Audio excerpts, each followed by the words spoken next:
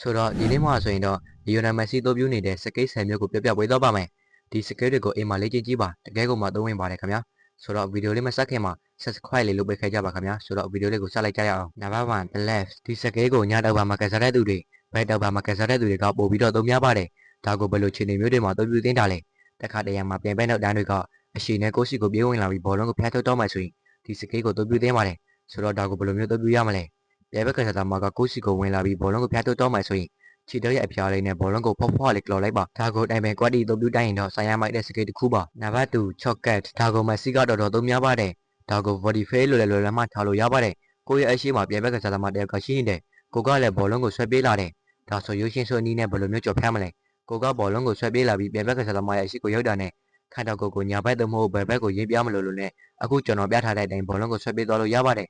ဘောလုံးကိုဆွဲပေးတဲ့အချိန်မှာလည်းခြေတော့ရဲ့အရှိဘိန်းနာလေးနဲ့ဘောလုံးကိုပို့ထုတ်ပေးပါဒါကဘောလုံးကိုဆွဲပြေးပြီးပြဘက်ကစားသမားကိုပညာသားပါလှည့်စားလို့ရပါတယ်နံပါတ်3 stop and throw ဒါကကိုစီမှာဘောလုံးကိုလာလူတဲ့သူကိုလဲထွက်သွားအောင်လုပ်နေတဲ့စကိတ်တစ်ခုပါကိုစီမှာဘောလုံးကိုလူဖို့လာတာနဲ့လဲလေးနဲ့အရင်ကာထားလိုက်ပြီးတော့သူကကိုယ့်ရဲ့ဘိန်းနှံကိုရောက်တာနဲ့ညာခြေသို့မဟုတ်ဘယ်ခြေနဲ့ပဲဖြစ်ဖြစ်ဘောလုံးကိုလှည့်ပြီးတာနဲ့အခုကျွန်တော်ပြထားတဲ့အတိုင်းလေးပဲဆွဲပြေးသွားလိုက်ပါတခါတလေတော့ဥတီယာလေးပြောသိမ်းပါတယ်ပြဘက်ကစားသမားရဲ့အခြေအနေကိုကြည့်ပြီးတော့ပေါ့နံပါတ်4 face shot face shot ဆိုတာနဲ့ခြေတော့ရဲ့ဘိန်းနှံလေးနဲ့ဘောလုံးကိုဆွဲပြေးလိုက်ပြဘက်ကစားသမားတွေကိုတစ်ချက်ကြည့်လိုက်နဲ့ကိုယ့်ရဲ့ဥတီရကိုရောက်တဲ့အထိလိုရပါတယ်ဒီလိုအခြေအနေမျိုးမှာဆို face shot လို့ဖွဲ့အသိတော်ဆိုပါဒီမှာဆိုအနောက်တန်း1 2 3 4ရက်ရှိနေပါတယ်ဒါကိုမက်ဆီက face shot လေးတိုးလိုက်ပြဘက်ကစားသမားတွေကိုကြည့်လိုက်နဲ့သူ့ရဲ့ဥတီရကိုရောက်တာနဲ့ဘောလုံးကိုကသွင်းလိုက်တာပါတကယ်ကိုလှပတဲ့ဂိုးပါနံပါတ်5 double cat ဒီကွဲကအနောက်တန်းတွေကိုဖိန်ထရင်လဲကြောက်အောင်လို့ရတဲ့စကိတ်တစ်ခုပါကိုကဘောလုံးကိုဆွဲပြေးလာပြီးတော့ခါတော့ကိုညာဘက်သို့မဟုတ်ဘယ်ဘက်ကိုယုံပြပြီးပြဘက်ကစားသမားဟန်ချက်ပြတာနဲ့ကိုကြိုက်တဲ့ဘက်ကိုဆွဲပြေးသွားလို့ရပါတယ်တခုရှိတာက double cat ဆိုတဲ့စကေးကလေ့ကျင့်မှုပြီးသွားပြီးအုံနောက်တို့ပြီးကစားမရမယ့်စကေးပါနံပါတ်6 la croqueta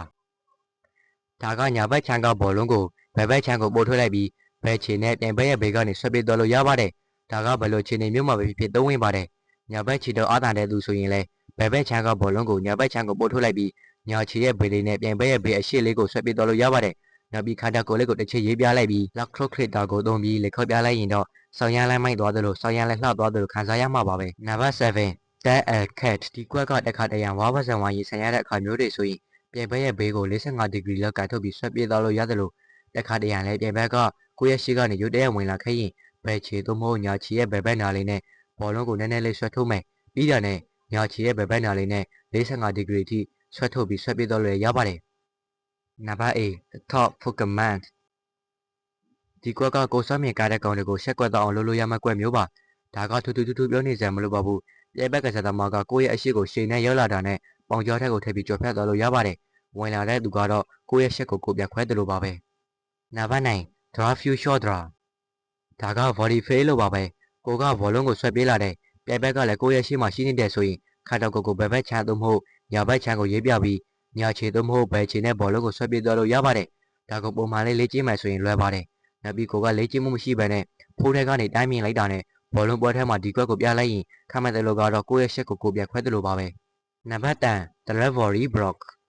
ဒီကွက်ကကွင်းထဲကကောင်တွေကိုလေခုတ်တာအားမရတာနဲ့ဒိုင်တွေကိုပါလေခုတ်တဲ့ကွက်ပါပြိုင်ဘက်ကကောင်နဲ့ဒိုင်ထဲကိုမျက်နှာချင်းဆိုင်ချစ်ချီနူးခိုက်ချင်ရင်တော့ဒီကွက်ကိုသုံးဖို့အကြံပေးချင်ပါတယ်ဒါကိုမက်ဆီကလည်းအမြတ်သုံးပါတယ်ဒိုင်တွေကိုစောင့်မြင်ကားလို့ထင်ပါတယ်ဗီဒီယိုလေးကတော့ဒီလောက်ပါပဲသဘောကျရင်လည်းလေးနဲ့ share လေးပါနှိပ်ခဲ့ပေးကြပါခင်ဗျာဆိုတော့အဘွား